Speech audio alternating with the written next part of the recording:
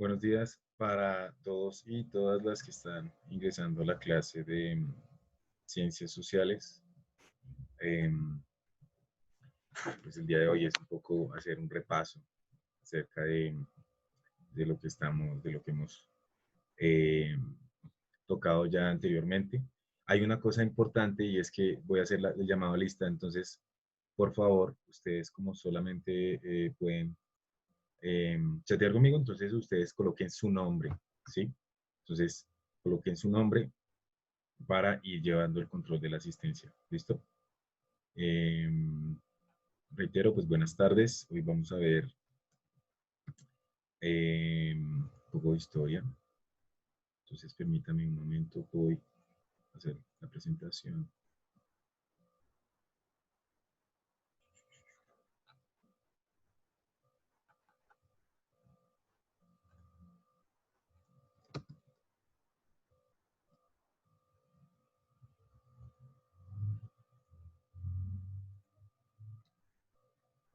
Listo, quiero que por favor me digan si se está viendo, si están viendo la pantalla, la presentación de la pantalla. ¿Listo? Supongo que ya se está viendo. ¿Listo?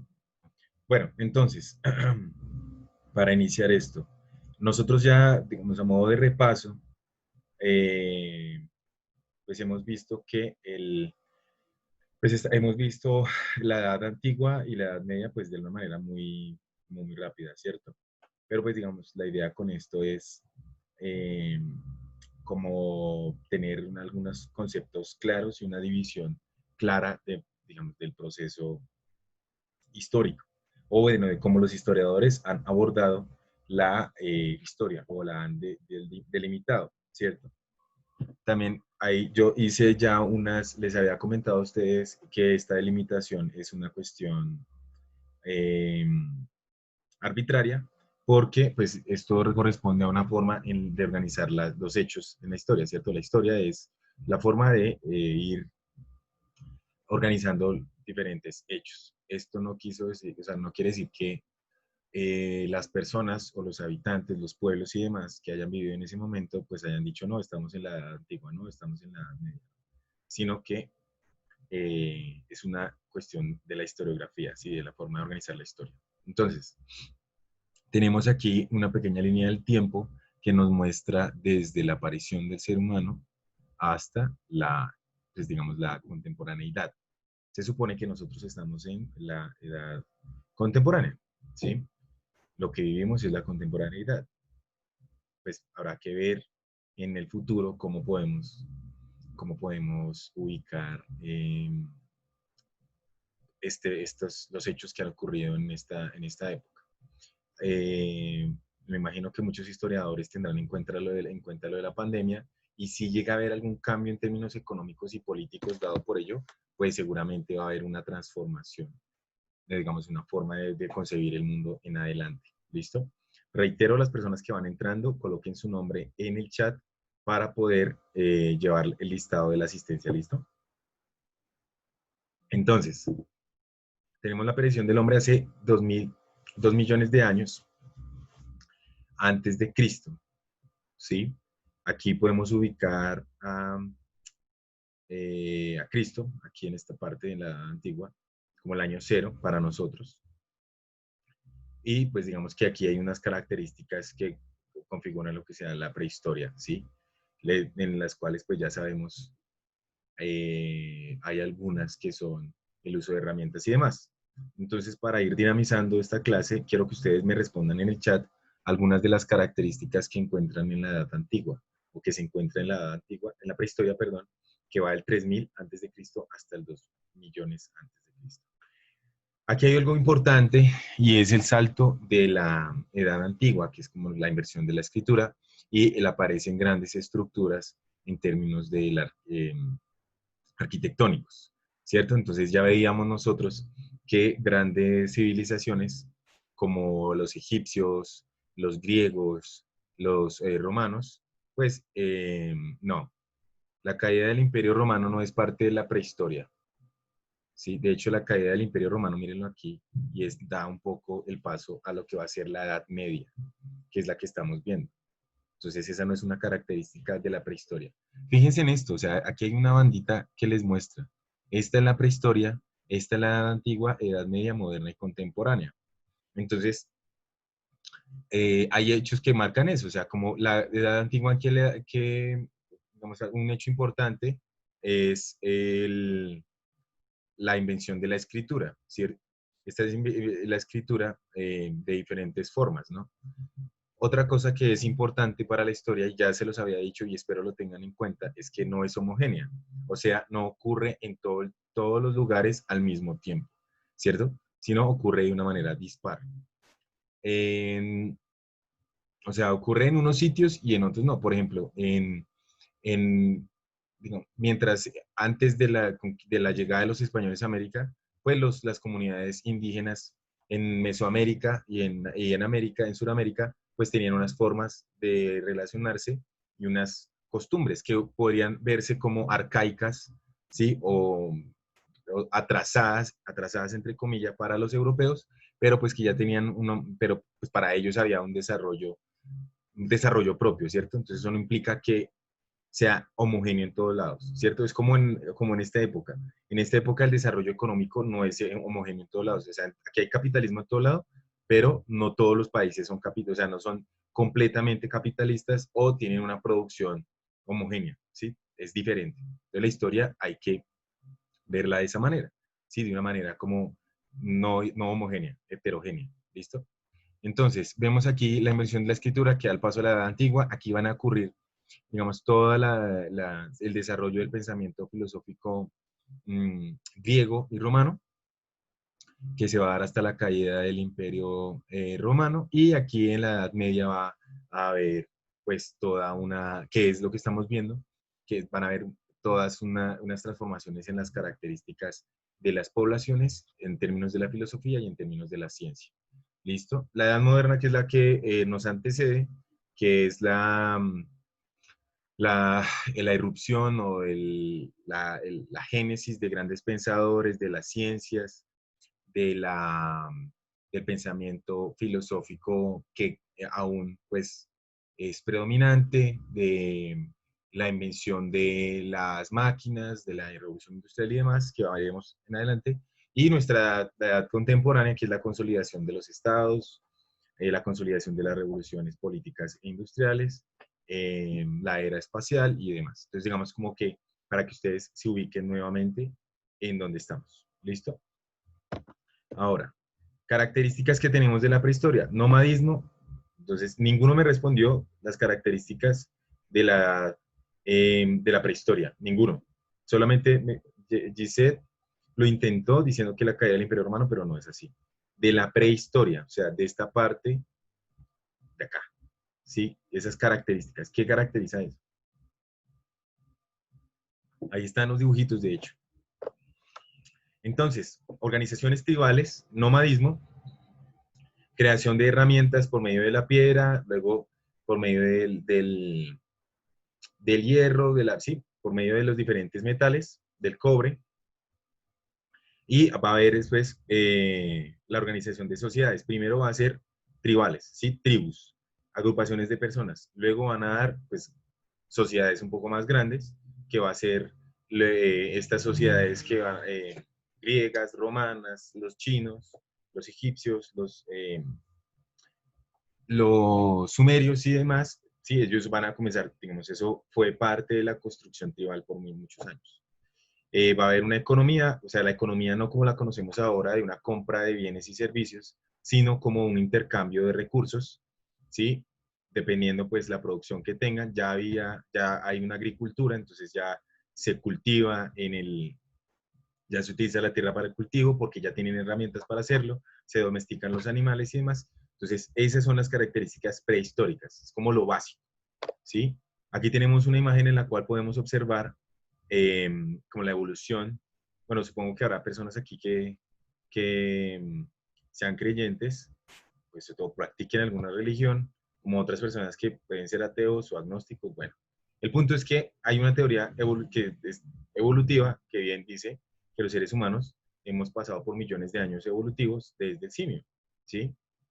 Entonces, tenemos el simio, digamos, un ancestro común de hace 5 a 6 millones de años, ¿cierto? En el cual, pues, empezó paulatinamente una evolución. Si ustedes ven de aquí a aquí, hay como 1000 o 2000 años de evolución.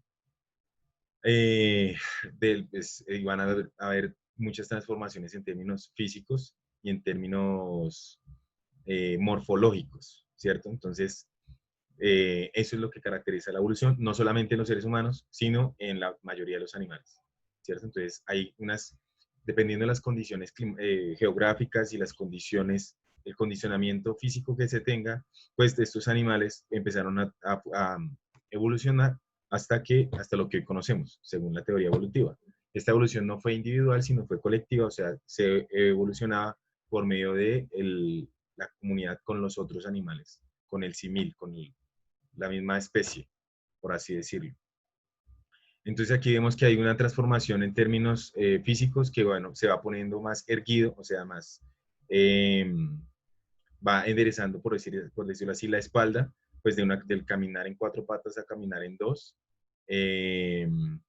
Tenemos aquí que hay digamos que hay también unas transformaciones en términos de la evolución del cerebro, que es lo que nos diferencia, pues podría decir uno, de otros animales, ¿cierto? Hay dos características pues que son propias de los seres humanos y es el pulgar oponible y el mesencéfalo o el cerebro desarrollado, ¿cierto? Eso le permitió al ser humano que el uso de herramientas para poder eh, transformar la, sus condiciones, ¿cierto? Los recursos para hacer herramientas para poder cultivar, para poder realizar la agricultura y poder domesticar animales, matar animales y demás. Obtener los recursos, mejor dicho, de la naturaleza. Entonces, digamos que esas son unas de las características que fueron transformando. Además, la construcción de clanes y tribus, ¿cierto? De organizaciones sociales y políticas. Entonces, digamos, ¿esto para qué? Pues para que hagamos un repaso un poco. Tenemos el Homo sapiens, que en última seríamos nosotros. Si ven, no hay mucha la diferencia entre el Homo sapiens que está aquí dibujado y yo, ¿sí? Mechudos, barbudos, ¿cierto? Pero pues que ya tienen un conocimiento que les permite transformar sus condiciones materiales, ¿sí? Entonces, eso va a ser como las grandes transformaciones. Si ven, de 5.000 a 600 millones de años a 100.000 años evolutivos. O sea, eso no es cuestión de una semana, meses o años. ¿Sí? Son muchos millones de años. Por eso mucha gente dice, no, pero es que ¿por qué los simios no han evolucionado en este tiempo? Pues porque se necesitan millones de años y unos condicionamientos propios para que eso suceda. ¿Sí? Se supone que nosotros seguimos evolucionando en términos, se supone que asimismo se fueron transformando las, el cerebro, ¿cierto? Y nosotros vamos evolucionando en términos cognitivos y tecnológicos. O sea, se supone que nosotros somos la especie más acabada, o sea, más terminada en términos de decir, la más prominente en la naturaleza, pero pues uno va y ve y no es así, o sea, destruimos los bosques, matamos la selva, bueno, en fin, o sea, tenemos un poco de problemas ahí que no dan cuenta de la evolución que deberíamos tener. Laura dice, y así mismo se creó, claramente, hay una, y perdón si he sido reiterado eso, y es al llamar hombres, ¿sí? Porque muchas veces uno dice hombre para hablar de la especie en general, y no, son hombres y mujeres, ¿sí? En este tiempo, digamos, evolucionaron a la par, porque pues la cuestión, lo reproductivo, pues implicaba a los dos géneros, ¿cierto? Entonces, mujeres y hombres fuimos evolucionando al mismo tiempo, se supone. Hay unas teorías de que hay una fusión entre unos, porque pues como esto no fue homogéneo, entonces algunos teóricos de la evolución dicen que en unos territorios del mundo existían neandertales, mientras que en otro habían homo sapiens. Y el cruce de esos dos, pues dio otro ser humano, dio otro homo. Si ustedes ven, hay aquí un prefijo que se llama homo, homo erectus, homo neandertal, homo sapiens, ¿sí? Entonces, ¿eso para qué? Eso es para delimitar la especie, ¿sí? Bueno, yo no soy biólogo, pero creo que en biología hay como una división entre familia, filum, Sí, digamos que una división que genera como para dividir las categorías de las especies animales. Entonces el Homo es el que nos corresponde a nosotros. Entonces, si ustedes ven, cada uno tiene una característica. Homo habilis, pues no es nada extraño decir Homo tener habilidades. Sí, el Homo erectus, que tiene ya, digamos, su espalda erecta, el Neandertal por el lugar en donde fue encontrado, el Homo sapiens, que es el Homo que ya piensa, y el Homo sapiens sapiens, que el Homo es el ser humano que piensa, ¿sí? El que ya desarrolla un nivel mm, de conocimiento mucho más elevado. Listo. Pero entonces, para decirlo así, el Homo hace referencia a los hombres y las mujeres, ¿cierto? El género, los dos géneros que dan pie a la evolución por la cuestión reproductiva. Entonces, luego de esto, pues ya tenemos la edad antigua, que fue la que iniciamos, con la que repasamos al principio de la clase, bueno, al principio de estas clases, y las características fue la inversión de la escritura, una escritura cuneiforme, que era la que se hacía en las piedras. Esto también tiene, dependiendo del lugar en donde se encontraban, pues tenían unas distintas símbolos, porque las letras y esto demás no son más que símbolos. Pueden, no sé, de pronto una profesora de literatura o español preguntarle un poco de eso, porque pues en últimas son símbolos que cogen significado a la medida que nosotros le damos significado. Entonces, las primeras escrituras eran de esta manera. Escribían ciertos símbolos, si ustedes miran el, las escrituras egipcias eran, ustedes ven pajaritos, punticos, líneas ahí dibujadas. Y todo eso tiene una codificación que los egipcios pues lo entendían. Para nosotros, estos son códigos, las letras son códigos que simbolizan algo y nosotros lo apropiamos o le damos un significado. Entonces es importante que empecemos a entender como esas formas del lenguaje. Cuando nos escriben en otro idioma, pues estamos codificando algo que no entendemos, entonces tenemos que buscar la forma de entenderlo. Es igual, así funcionaba la escritura en el principio. O sea, eran símbolos que implicaban cosas, que implicaban palabras, que implicaban un significado para ellos, ¿sí? Para quien lo leía, por así decirlo. Pero bueno, para no andar tanto en eso. El surgimiento y desarrollo de una vida urbana, o sea, ya hay ciudades, o sea, teníamos nomadismo, teníamos sociedades, sociedades incipientes y ahora tenemos el surgimiento de una vida urbana, o sea, ciudades, no como las conocemos hoy, que son ciudades grandes con edificios y demás, no, eran ciudades que sí tenían edificios, pero que pues no había un desarrollo tecnológico como el de ahora. El urbano que implica que pues también tenían allí un gobernador o había unas figuras políticas, que había una regulación de la vida, que había unas reglas o leyes en las cuales se cumplían y pues que eso va a dar génesis a lo que las leyes que tenemos hoy, ¿no? No las mismas, pero sí es como de donde nacen más o menos. Hay una sociedad marcada, bueno, el poder político y leyes en manos de los reyes, sociedades marcadas por la estratificación social, cosa que aún sucede, ¿sí? Aún tenemos una estratificación en términos, no sé, económicos o ingresos, ¿sí? Y esto va a surgir, digamos, en toda la historia. Siempre va a haber una estratificación, una forma ahí de como establecer a qué parte de la pirámide pertenece. Eso siempre va a existir. Desarrollo de las religiones, entonces ya hay, eso también ya lo habíamos visto, lo monoteísta y politeísta, un solo Dios, varios dioses, y pues hay toda una cuestión de ritos y símbolos alrededor de ello. Entonces no solamente está la religión católica y demás, sino han habido muchas otras religiones, ¿sí? Unas se han impuesto sobre las otras, como el lenguaje se ha impuesto uno sobre el otro, como hay sociedades que se han impuesto sobre otras. Entonces podemos ir entendiendo eso. La militarización y sucesos constantes de guerras entre pueblos, entonces muchos de estas en la edad antigua pues van a haber luchas entre estas comunidades por el posesión de territorios, recursos y demás. Desarrollo y fortalecimiento del comercio, pues ya va a haber un intercambio mucho más cualificado, ya van a haber monedas e intercambio allí. Si ustedes ven, incluso hay un ejemplo en la Biblia, uno puede decir que Judas cuando traiciona a Jesús, pues a él Judas le dan unas monedas, ¿cierto? Y eso hace parte de la edad antigua. Entonces ahí hay ya una moneda y ya hay un mercado, ya se compra, ¿cierto? Hay unas transferencias, una transacción y aparece el dinero, ¿sí? Un sistema de cobro de impuestos y obligaciones, cosa que aún tenemos, creación de sistemas jurídicos o leyes y desarrollo de una cultura, de la cultura y lo artístico, ¿sí? Eso es como, hay unas características allí. Entonces, de la Edad Media, que es en la cual estamos, hay una pues hay unos cambios bien importantes en términos incluso del pensamiento, pues porque antes teníamos el desarrollo de religiones y mitos para explicar la realidad, y ahora en la Edad Media, pues digamos que en la Edad Antigua hay dos partes en las cuales uno puede identificar las formas de pensar. Hay una que es como la de los griegos, los romanos, que empiezan a discernir de la otra forma, que es la mitológica y la religiosa, que explica la realidad a partir de mitos, ¿sí? Y de creencias en dioses y demás. Diga, en la edad antigua, pues va a haber van a buscar un mayor razonamiento, aunque ellos no lo denominaban así, de las cosas. Entonces le van a dar a explicar que las cosas o el origen de las cosas puede ser el agua, el fuego, el alma. Entonces van a empezar a buscar otras formas de explicar. Y en la edad antigua lo que va a pasar, o en la edad media, perdón, va a haber un gran, digamos, aunarse ese pensamiento aristotélico o de la edad antigua y la creencia religiosa.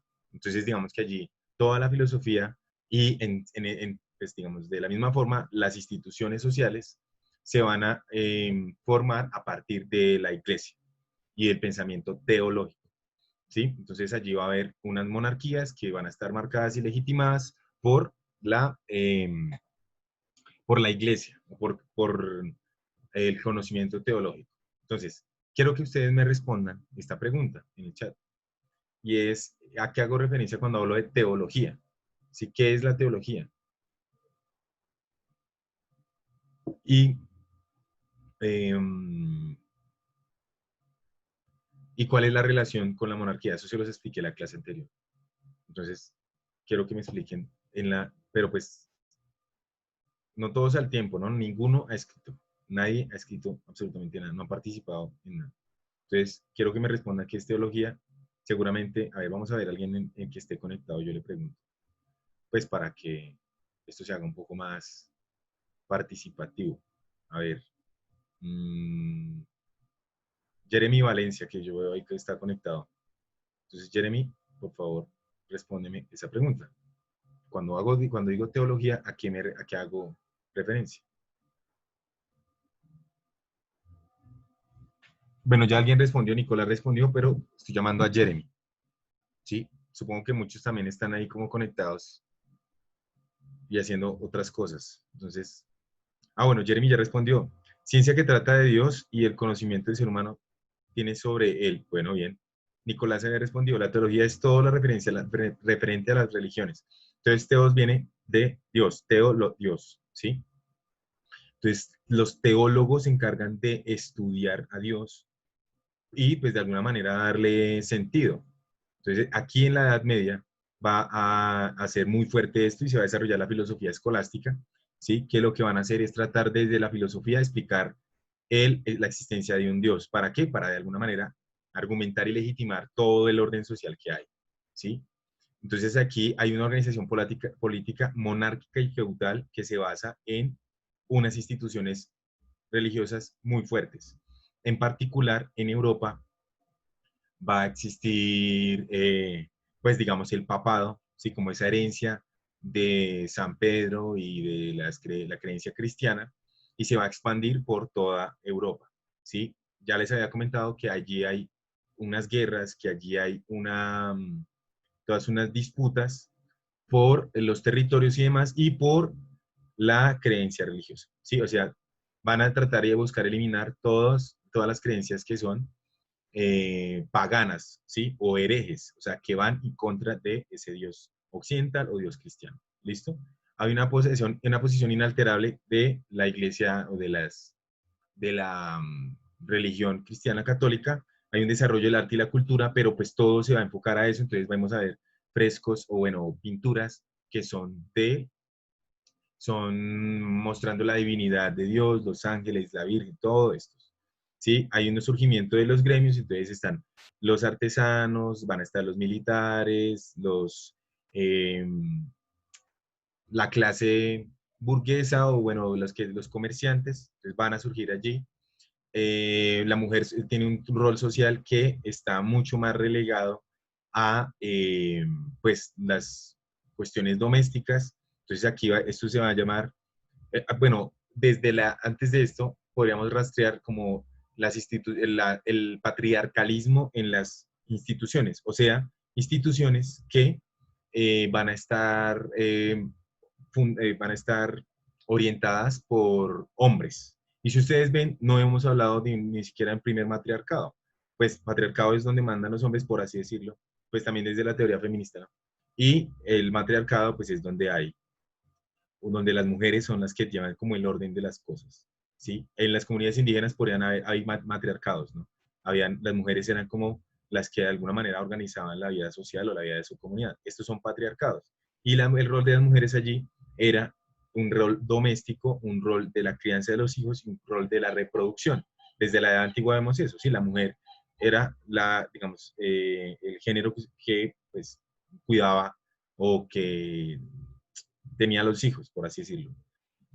En la modernidad y en la contemporaneidad, pues van a haber teorías que van a disputar esto y que va a ser el feminismo y que van a discutir ese papel de la mujer en la historia. Incluso van a discutir con la misma iglesia por el carácter que tiene la mujer en su creencia religiosa.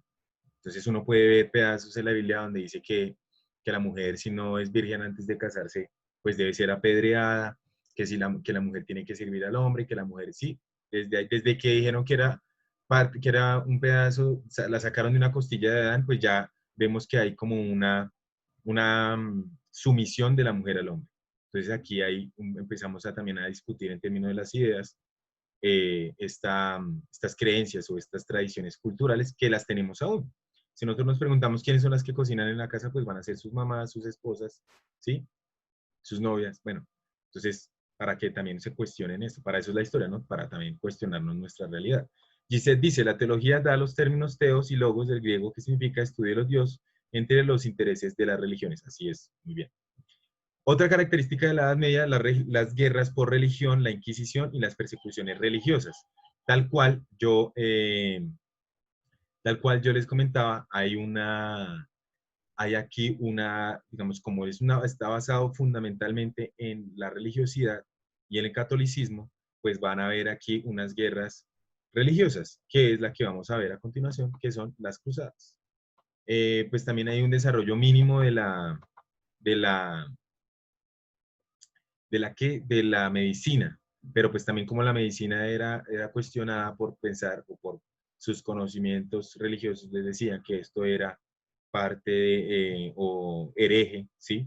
Porque pues el único que daba y quitaba la vida es Dios. Entonces pues allí también va a haber como un letargo, un retraso. Luego de la Edad Media pues va a venir el Renacimiento y demás. Pero bueno, vamos a iniciar con las cruzadas. Estas son las guerras santas llamadas guerras de la cruz.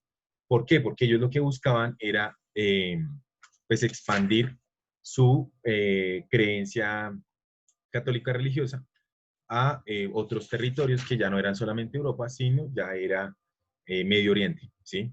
Les explicaba yo pues que Medio Oriente es donde está Jerusalén, que es donde nace Jesús, y uno se pregunta eso, ¿no? ¿Por qué la Iglesia Católica, pues en todos estos años, siendo digamos, como la que reivindica a Jesucristo como el Hijo de Dios, se ubica en Roma y no se ubica en Jerusalén? Y entonces allí podemos ver que hay varias corrientes religiosas, religiones abrahámicas, que son el cristianismo, el judaísmo y el islam. Esas tres son abrahámicas porque vienen de Abraham, ¿sí? Entonces, solo que allí hay digamos, una trifulcación, ¿sí? O sea, se divide en tres vertientes religiosas. Nosotros, por tradición española, que fue la que, por la colonia, pues somos católicos. Entonces, o bueno, en general, ¿no? No todos somos católicos, pero hay una creencia en el catolicismo dado por eso mismo, porque los europeos tuvieron tradición en esta creencia que viene de Jesús y pues allí en Medio Oriente son, digamos, creyentes en Mahoma o en el Islam, ¿sí? Entonces van a haber allí una disputa por eso, ¿sí? Las ideas, pues para que lo tengan en cuenta, las ideas de los seres humanos son los que han llevado a la mayor parte de las guerras que hemos tenido, ¿sí? Las ideas, por eso es tan importante estudiar filosofía y eso pues lo vamos a ver cuando estemos en 11, ¿sí?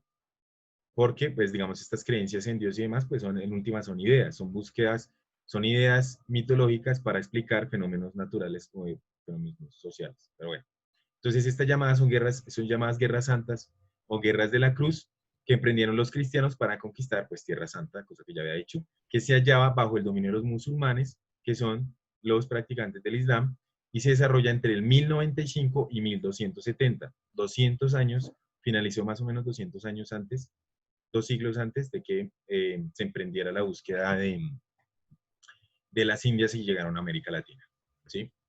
Hay una expansión musulmana por el norte de África. Asia Menor es la parte, o sea, a ver si tenemos un mapa aquí. Les muestro dónde queda ello. No, espérenme aquí. No tengo un mapa aquí.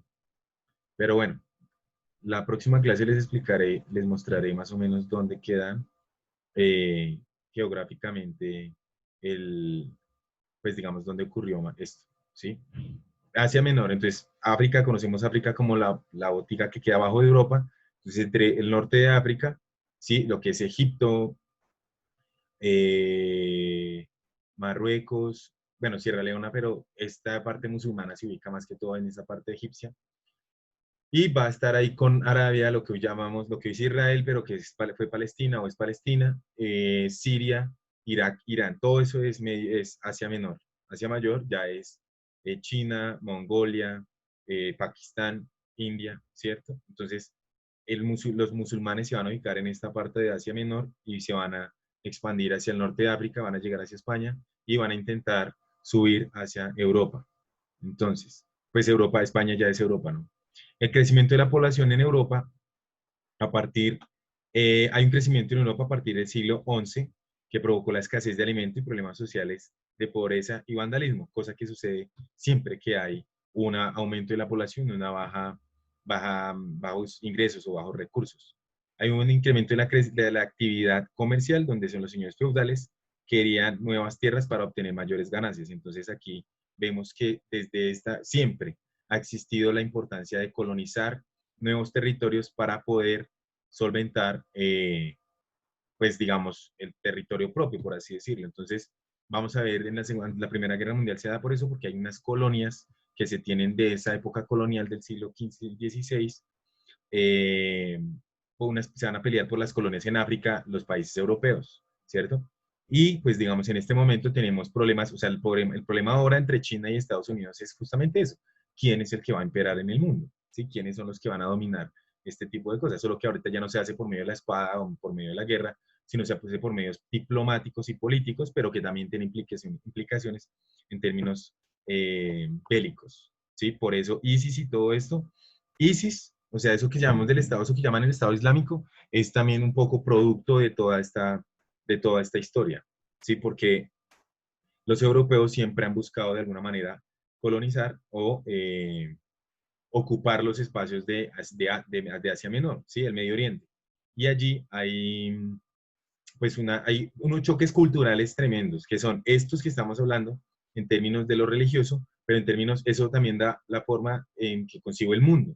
Entonces, digamos que todos los países de Occidente quieren que el resto del mundo piense igual que ellos, y pues eso no se puede, y pues ellos lo han demostrado, y han invadido, y la invasión de Irak y demás, pues da cuenta de todas las repercusiones que ha tenido, y estos que hacen lo del Estado Islámico y todos estos ejércitos del ISIS y demás, pues han buscado, o sea, son antiimperialistas porque pelean contra Occidente, pero pues ya han caído en unas cosas terribles que ustedes ya lo han visto en las noticias.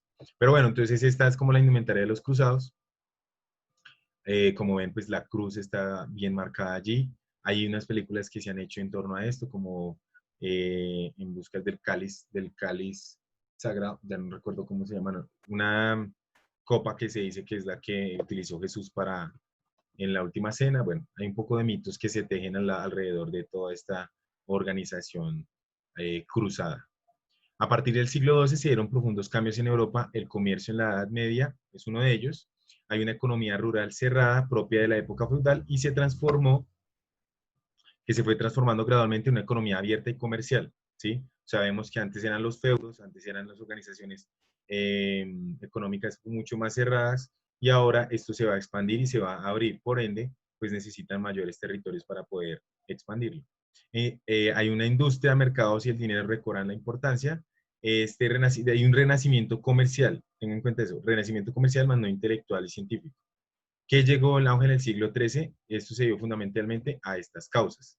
Un aumento en la producción agrícola, una paz, una mediana paz, porque pues como sabemos antes de esto, o como lo he comentado, pues había unas guerras entre estos pueblos, entre estas comunidades, y digamos que esa paz o esa estabilización en términos de los territorios pues va a generar una seguridad para el comercio, ¿cierto? Ya van a haber unos tratos y van a haber, digamos, como una fraternidad entre estos países que permite pues ya no se pelean entre ellos, sino ya buscan es expandirse hacia afuera.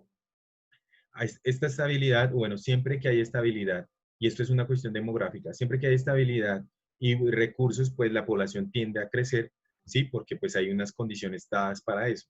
No solamente como vamos a reproducirnos, sino porque esos, digamos, la población naciente pues tiene unas condiciones medianamente buenas para subsistir, ¿sí? Bueno, las cruzadas abrieron los caminos comerciales hacia Oriente y Occidente, ¿sí? Tanto marítimos como terrestres. Aquí podemos ver una imagen que ilustra un poco cómo era esta época medieval, ¿cierto? Entonces, si ven, ustedes siempre va a estar la iglesia, siempre van a ver, digamos, ayuntamientos o lo que llamamos hoy alcaldías o lugares en donde se establecía el poder, ¿sí? Teníamos el castillo donde vivían los reyes y también teníamos como una zona comercial y demás.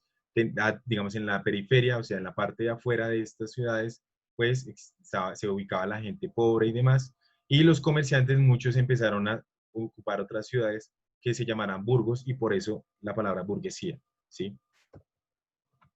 A pesar de las escasas fuentes que se tienen para calcular el volumen de la población de la Edad Media, hay unas aproximaciones en términos de los cultivos del siglo XII y el gran aumento demográfico de Europa, de los cuales los historiadores piensan o dicen que en el año 1100 la población europea tenía unos 48 millones de habitantes, toda Europa, ¿sí?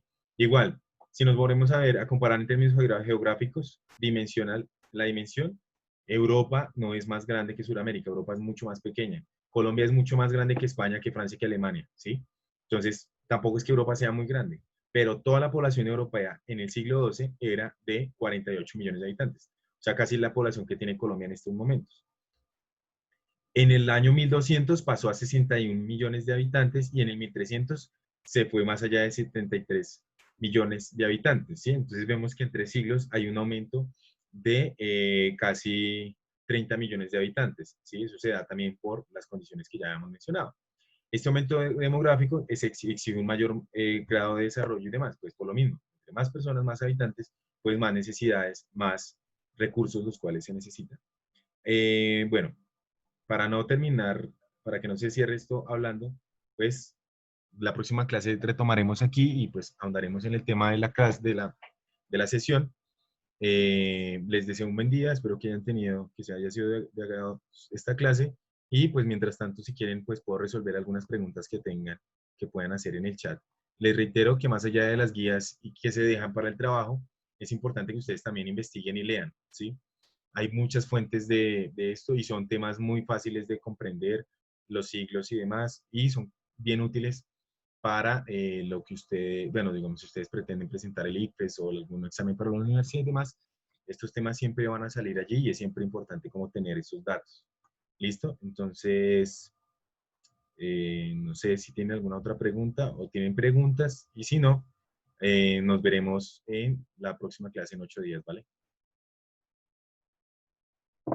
Un abrazo para todos y para todas y espero que tengan un feliz fin de semana. ¿Listo? ¿Ninguna pregunta?